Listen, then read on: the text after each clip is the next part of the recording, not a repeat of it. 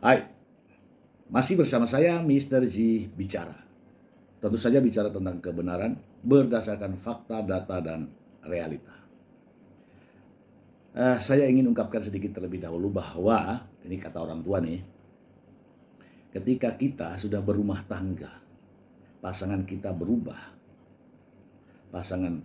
berubah baik sifat maupun karakternya, itu dipengaruhi oleh pasangan kita.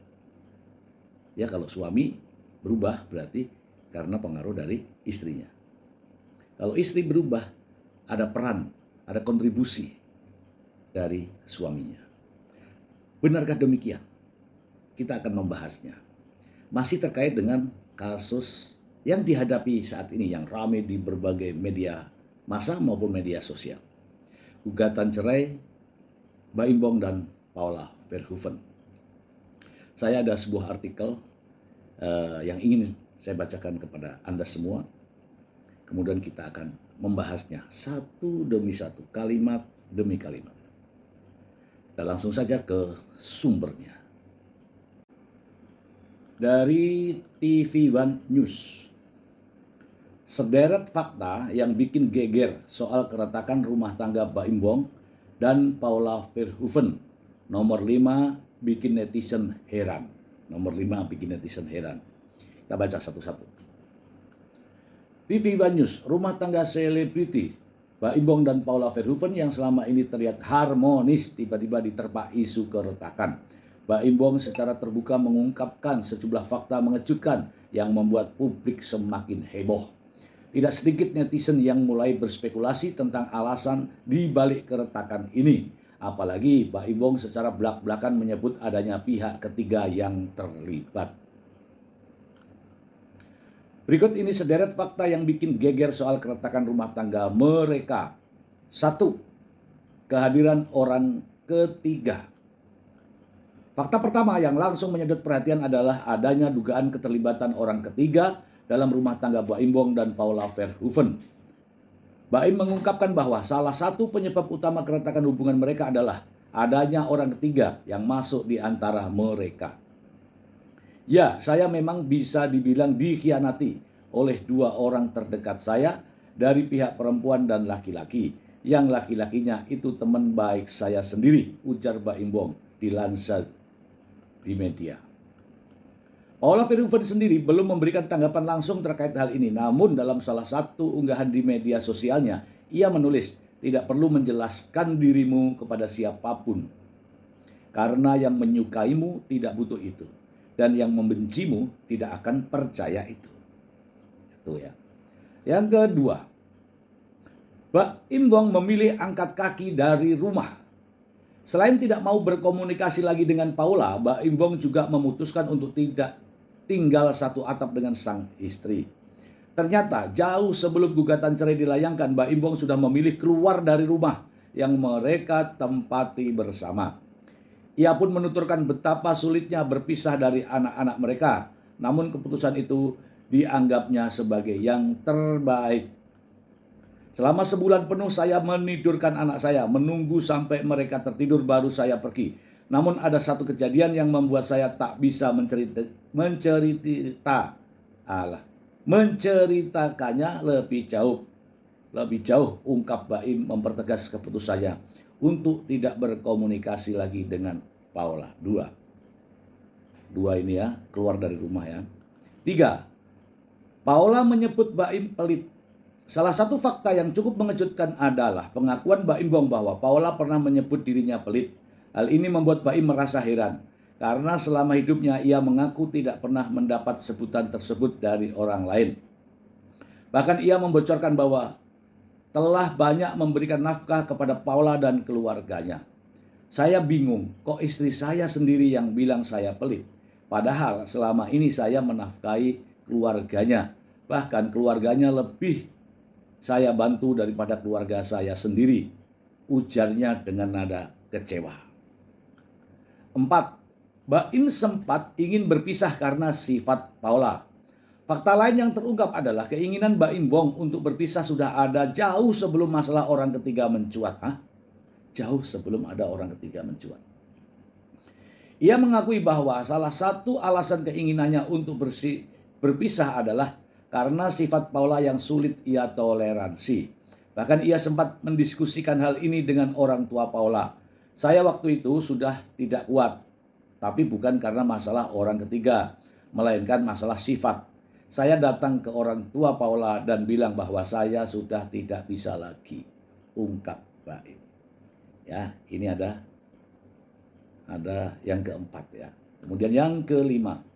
Hal yang paling membuat netizen heran adalah ketika Paula Verhoeven mulai membicarakan soal harta gono gini, bahkan sebelum perceraian resmi terjadi. Menurut Baim Wong ini merupakan pembahasan yang tidak terduga karena mereka belum secara resmi berpisah. Namun Paula sudah menyinggung soal pembagian harta. Harta gono gini itu ada sebelum kita bercerai. Saya pun sempat bertanya, buat apa membicarakan ini kalau kita belum bercerai, kata Baim. Pak Habib Hamid, kuasa hukum Baim, juga menegaskan belum terjadi perceraian, tapi yang dibahas hal-hal terkait harta. Dan itu membuat bertanya-tanya ada apa di balik ini. Hal ini sontak mencuri perhatian publik yang menimbulkan pertanyaan besar di kalangan netizen karena Paula tampaknya lebih fokus pada pembagian harta daripada membahas nasib anak-anak mereka. 6. Keluarga Paula mendapat bantuan finansial dari Baim. Meskipun di tengah konflik, Baim Wong tidak segan membeberkan bahwa ia telah banyak membantu keluarga Paula dari sisi finansial. Bahkan ia menyebutkan bahwa keluarga sendiri tak mendapatkan perhatian sebanyak keluarga Paula. Hal ini kembali menegaskan pernyataan Baim bahwa dirinya bukanlah orang pelit yang seperti disebutkan oleh Paula. Saya mengidekan banyak hal untuk keluarga Paula. Adiknya saya pekerjakan, orang tuanya saya berikan uang tiap bulan melebihi apa yang saya berikan kepada orang tua saya sendiri. Jelas Baim. Ini ada adiknya dipekerjakan ya. Hanya saya nggak tahu di mana pekerjaan. 7. Baim mendapat dukungan dari keluarganya. Dalam menghadapi konflik rumah tangga ini, Baim Wong banyak bertanya kepada keluarganya, terutama kepada ayahnya. Menurut Baim, nasihat ayahnya menjadi kunci dalam mengambil keputusan untuk menyelesaikan masalah ini. Sang ayah menyarankan Baim untuk menyelesaikan masalah ini dan tidak membiarkannya berlarut-larut. Ayah saya bilang, selesaikan, mau bukti apa lagi? Dan itu menjadi keputusan saya untuk melangkah, tutur Baim. Fakta-fakta ini membuat publik semakin penasaran dengan kelanjutan kisah rumah tangga Baim Wong dan Paula Verhoeven. Di tengah sorotan media dan komentar netizen, banyak yang berharap agar keduanya bisa menyelesaikan masalah ini dengan baik demi anak-anak. Oke, teman-teman ya. Ya, semuanya ini masalah rumah tangga nih, ya. Semuanya masalah rumah tangga. Ini saya ulangi dari pertama dulu ya. Kehadiran orang ketiga. Ya kan? Kehadiran orang ketiga itu sejauh mana, ya gitulah. Apakah benar, apakah iya? Kalau keterlibatannya hanya sekedar teman, itu saya pikir sudah bisalah diatasi lah ya, bisa diatasi. Teman atau teman bisnis atau teman ini bisa diatasi. Tapi kalau teman selingkuh, teman selingkuh gimana sih? Sebagai selingkuhan, gitu ya. Sebagai selingkuhan ini memang ada ini ya, ada dua pendapat. Ini saya katakan nih, jujur saya katakan, saya menangani persoalan ini ya. Ini saya ngomong serius ya. Istrinya ketahuan selingkuh, asli ketahuan. Selalu pergi. Ada di sini ya, selalu pergi. Kemudian dicarilah dan ketemu, kemudian didatangkan kepada saya. Si istri ini saya tanya, benarkah kamu seperti yang apa dituduhkan suamimu? Iya, benar iya. Kemudian terus saya tanya, akhirnya si istri ini berteriak, habis selama berteriak tiba-tiba menangis, kemudian pingsan di tempat saya. Kemudian saya sarankan nih, karena suaminya sudah melihat secara langsung ya kan, sudah menemui, sudah banyak bukti lah ya, banyak bukti. Saya tidak perlu beberkan. Tapi suami ini tidak mau menceraikan. Artinya apa? Dia bilang sama saya, begini Pak, biarlah Ya, saya karena ada anak-anak, apalagi anak-anak saya itu laki-laki dua-duanya, katakanlah gitu ya. Biarlah Pak saya perbaiki. Saya perbaiki katanya. Saya jadi saya antipati nih dengan si pria ini. Kamu ini sudah dikhianati sama istrimu, tapi kok kamu masih mau, gitu ya ceritanya ya. Ini benar aja loh ini. Si bapak itu apa boleh buat ya, karena saya sudah berjanji sehidup semati. Mungkin ini juga salah saya, gitu katanya si prianya. Perjalanannya waktu, mungkin sudah ada 3 tahun ini ya, 4 tahun lah berjalan. Perjalanannya waktu, anak-anaknya tuh dititipkan ke saya. Anaknya dititipkan ke saya. Dan mereka berdua ini mencoba memperbaiki. Tidak seperti yang kasus Baim, enggak. Ini perempuannya kabur dari rumah bersama laki-laki itu, bawa semua hartanya. Tapi setelah hartanya habis itu, kembali lagi sang istri ini. Dan ceritalah sama saya. Tapi sampai sekarang, dia masih membina hubungan sebagai suami istri. Bahkan memberikan keleluasaan kepada istrinya untuk pergi ke majelis taklim dan sebagainya. Kalau saya amati ya. Ini kisah nyata loh ini, kisah nyata. Dan sampai sekarang ini, dia masih menjadi suami istri. Artinya apa? Kasus seperti ini, yang nomor 1 ini, adanya orang ketiga, ternyata masih bisa diperbaiki. Atas dasar apa? Menyadari bahwa itu juga akibat dari kesalahannya si laki-laki. Mungkin ada kesalahan, saya tidak tahu itu. Tapi buktinya dia kembali. Ya, kalau nggak percaya teman-teman bisa DM saya, bisa tapping di bawah, nanti saya akan tunjukkan orangnya. Oke, ini kesimpulan saya, hal yang begini saja bisa diperbaiki. Bahkan ini lebih parah dari apa yang terjadi pada Baim. Oke, yang kedua, Baim memilih angkat kaki dari rumah. Nah, ini yang repot ini. Saya juga orang berkeluarga, tidak pernah berpikir untuk meninggalkan rumah apapun yang terjadi. Tapi kalau ini saya tidak tahu ya, demi apa saya tidak tahu. Tapi ingat,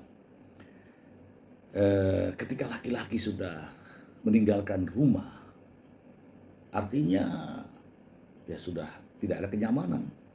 Ya untuk apa lagi? Ya, ini yang nomor 2 ini. Baim memilih angkat kaki dari rumah.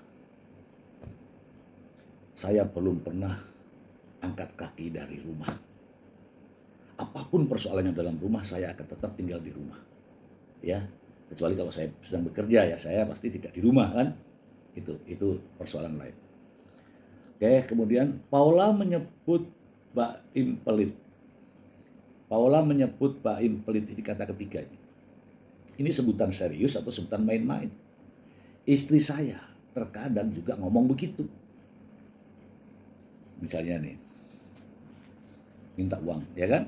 Minta uang. Kita bilang nih, kan sudah kemarin. Alah pelitnya gitu. Itu bukan berarti kita pelit. Tetapi ya candaan istri lah.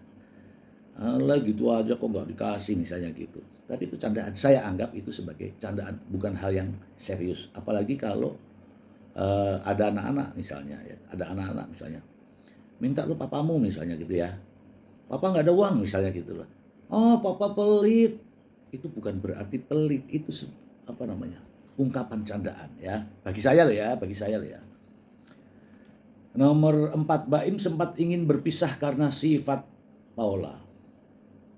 Ingin berpisah karena sifat. Nah ini yang perlu kedewasaan.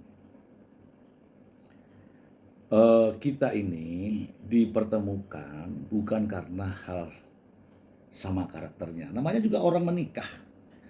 Orang menikah itu laki-laki dan perempuan. Laki-lakinya begini, karakternya begini, dipelajari sama perempuan. Perempuannya begini, dipelajari sama laki-laki. Sehingga perbedaan-perbedaan ini bisa menyatukan kita. Namanya rumah tangga.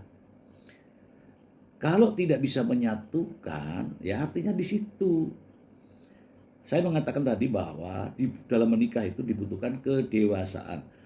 bagaimana menyikapi perbedaan, bagaimana menghadapi karakter yang berbeda.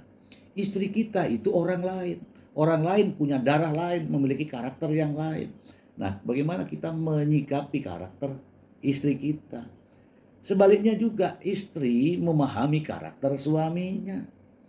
Perbedaan itulah yang menyatukan dalam rumah tangga. Ini kalau saya kasih contoh.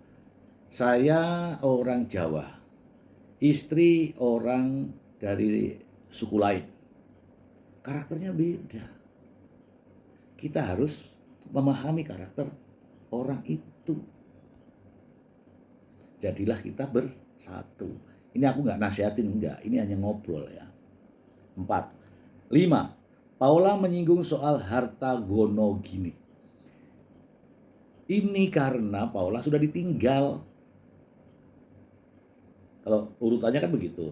Setelah Mbak Imbong angkat kaki, justru Paula bingung. Mungkin curhat-curhat sama yang lain. Kenapa ini suamiku pergi? Ini. Jangan misalnya. Sampailah ke perceraian. Oh, kalau begitu dibicarakan terlebih dahulu harta gono gininya. Mungkin. Akhirnya Paula menanyakan itu. Ya karena pergi gitu loh. Karena pergi sehingga dia berpikir bahwa ya sudah kalau begitu. Yang penting harta gono gini jelas. Karena pergi gitu loh. Kalau di rumah mungkin tidak, mungkin bisa diselesaikan. Atau di satu tempat ya, tinggal sama-sama maksudnya. Mungkin bisa. Oke ya. Makanya kalau ada apa-apa jangan pergi. Nanti kalau pergi nanti disegel rumahnya. Repot kan. 6. Keluarga Paula mendapat bantuan finansial dari Baim. Ya kalau itu wajar ya. Saya katakan wajar, iya. Karena menikahi anaknya, itu artinya apa? Sanggup menafkahi emaknya, adiknya, saudaranya. Gitu, namanya orang menikah. Apalagi kalau dalam kondisi kekurangan. Gitu loh. Ya kan? Jangan kondisi kekurangan itu masa kita diam-diam, ya wajar lah kalau kita menafkahi. Sudahlah kalau yang itu bukan saya ya, karena saya paham betul kalau yang begini ini. Kalau sudah nikah itu ya harus paham mertuanya seperti apa, yang mertua laki-laki, mertua perempuan, iparnya seperti apa, adik-adiknya seperti apa, itulah. Yang ketujuh, Baim mendapat dukungan dari keluarganya. Nah, kalau saya membaca ini, sang ayah menyarankan Baim Wong untuk menyelesaikan masalah ini dan tidak membiarkannya berlarut-larut. Ayah saya bilang, selesaikan, mau bukti apa lagi? Mau bukti apa lagi? Artinya, ya karena suami istri itu, saya semacam saya ini sudah dewasa. Hal-hal begini curhat sama orang tua nggak bisa dikasih beban yang begitu besar, ya kan? Akhirnya orang tua ngomong, ya udahlah diselesaikan saja. Selesaikan saja itu artinya apa? Bukan bercerai, bukan perpisahan, bukan. Silakan ditanyakan sama orang tuanya kalau nggak percaya. Tidak ada orang tua yang menyarankan cerai, pegat, pisah, itu nggak ada. Yang ada hanyalah silakan diselesaikan dengan cara baik-baik. Jangan terus mengambil kesimpulan bahwa itu cerai, ya itu. Udah itu sih, ya itu. Nah sekarang pertanyaannya, saya pikir ini tadinya saya berpikir bahwa yang keluar dari rumah itu Paula. Kalau keluar dari rumah itu perempuan, maka laki-laki nyusul, jemput. Ternyata yang keluar laki-laki. Kalau keluar laki-laki, perempuan berpikir di rumah sana ini, aku mau diapain ini? Kok dibiarkan begini? Akhirnya berpikirnya apa? Ya curhatlah sama orang lain. Halo, minta tolong dong gimana ini? Aku ini sudah sekian bulan nih, ya misalnya gitu ya. Ini misalnya. Kemudian lawan bicaranya sana bilang, ya udah nanti itu berarti sudah bisa cerai itu. Kalau sudah cerai itu urusannya harta gono gini. Ah, mungkin. Nah, dari harta gono gini kata-kata itu ditanyakanlah sama Baim sehingga muncul berita ini tentang harta gono gini. Yang justru diperjuangkan oleh Baim Bong adalah hak asuh anak. Hak asuh anak ya silakan pengadilan nanti ya. Karena pandangan-pandangan sudah saya berikan terkait dengan hak asuh anak. Ini juga tidak juga menghalangi lah mereka untuk berpisah, tidak juga mencegah ataupun eh, memberikan kasih sayang kepada anak-anaknya. Intinya bolehlah kalau mau ke Paula juga baik-baik saja, nggak ada masalah. Tapi kalau ke Mbak Iwong juga butuh pertimbangan sehingga hakim bisa meyakinkan kepada siapa hak asuh anak dijatuhkan atau diberikan. Gitu aja sih dari saya. Semoga bermanfaat. Terima kasih.